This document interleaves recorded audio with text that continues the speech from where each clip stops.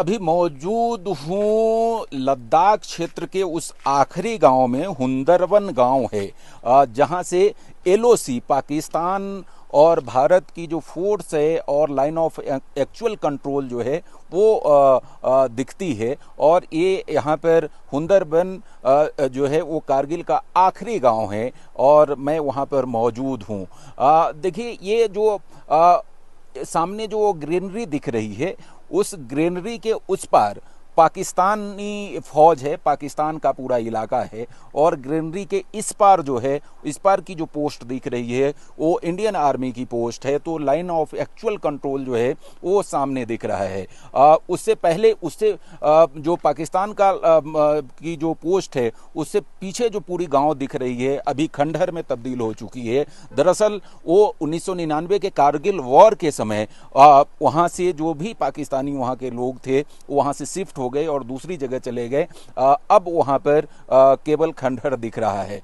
दूसरी तरफ अगर इंडिया की तरफ की बात करें तो हुंदरवन का एक जो गांव है सुरू नदी के ठीक नीचे, यहां पर लोग रह रहे हैं और इसी से लगा हुआ जो है ये पहाड़ के ऊपर का एरिया है, वहां पर भी कुछ लोग रह रहे हैं।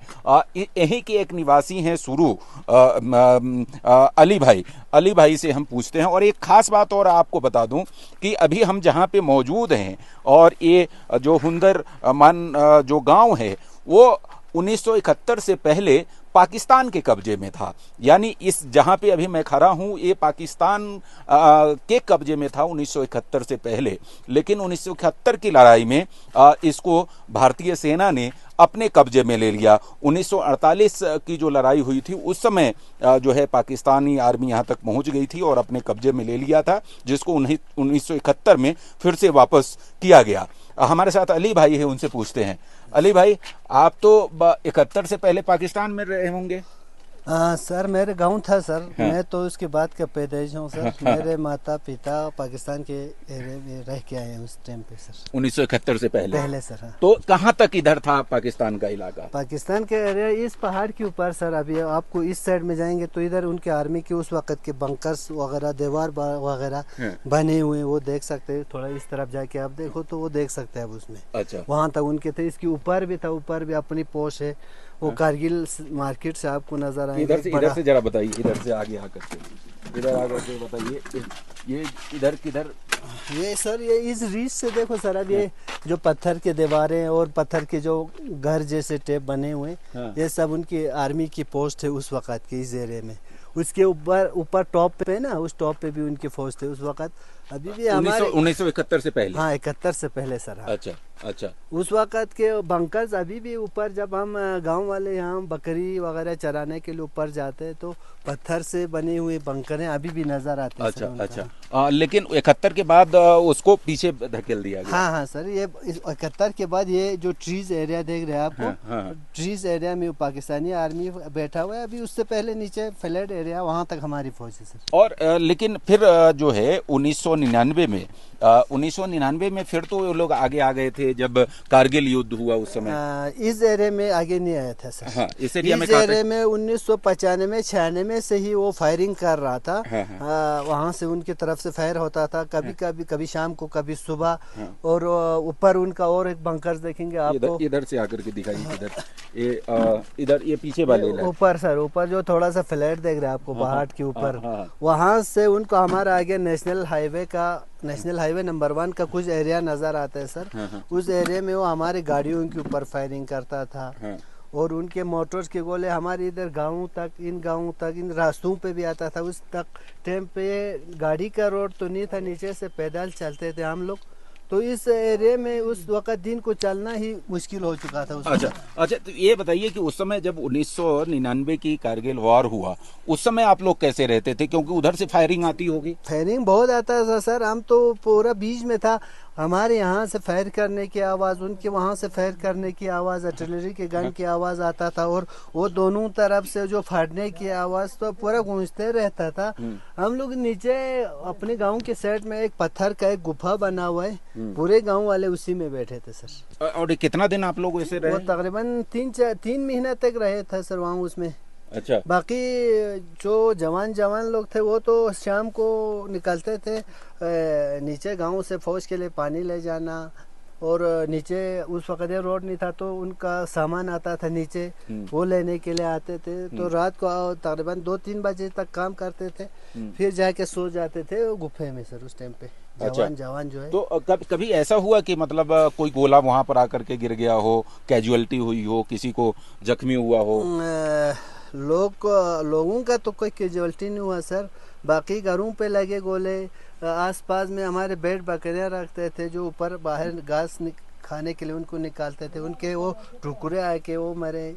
बाकी घरों पे भी लगे, घर सब छोड़ के वो गुफे में बैठते थे सर, क्योंकि वो उसके ऊपर अगर गोला पड़े तो भी उसके ऊपर गोला फट के अंदर तक लोगों को नुकसान नहीं होगा सोच के सब तो उसी में आप लोग इसलिए बचे क्योंकि घर में नहीं रहते थे उस समय, घर में गुफा में रहते थे, हाँ इसलिए सर। आप लोग बचे हुए? हाँ सर, बॉर्डर पे एक छोटी गोली की आवाज आते थे, लोगों को पता चलता था आज फिर फेर हो गया, जाके सीधा गुफे में बैठते थे सर। तो ऐसा करीब 3 महीने रहा पूरे कारगिल वॉर के दौरान? हाँ सर, बाकी वो 3 महीना तो पूरा एरिया के लिए मुश्किल था सर, लेकिन हमारे यहाँ तकरीबन 7 से 8 साल, तकरीबन 8 साल कम से कम वो फायरिंग चलते रहे। तो पूरा रोड नहीं था ऊपर, हमारा एक प्राइमरी स्कूल था उस टाइम पे गांव में, वो प्राइमरी स्कूल ही बन रहा था तकरीबन 7-8 साल, पूरे बच्चे पढ़ाई से महरूम रहा 8 साल तक। अच्छा। हाँ, क्योंकि कोई टीचर यहाँ इस एरिया में पढ़ने के लिए आने के लिए तैयार नहीं था, क्योंकि वो उसको भी अपनी जान प्यारा होता है। अभी कैसा हालात है? अभी तो 2003 के बाद बिल्कुल नॉर्मल है सर, कोई फायरिंग वायरिंग नहीं है इस एरिया में। अच्छा। अच्छा, पाकिस्तान की तरफ से कोई फायरिंग, कोई गोला बारूद नहीं आता है?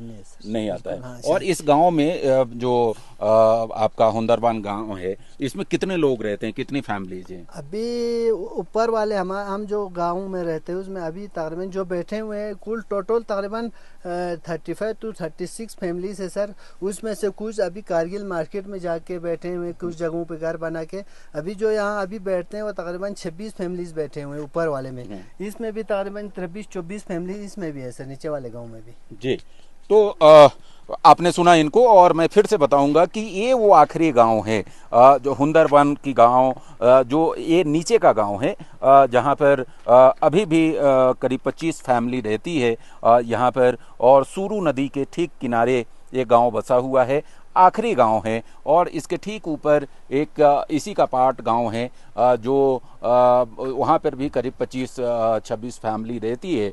उसके ठीक ऊपर अब आर्मी के अलग अलग जो है अलग अलग पोस्ट हैं, हर एक 100 मीटर पे एक पोस्ट है, वहाँ पर इंडियन आर्मी यहाँ पर है। और LOC के उस पार पाकिस्तान आर्मी यहाँ पर यहाँ से देखी जा सकती है। इसको व्यू पॉइंट भी कहते हैं, हुंदरबन से LOC व्यू पॉइंट।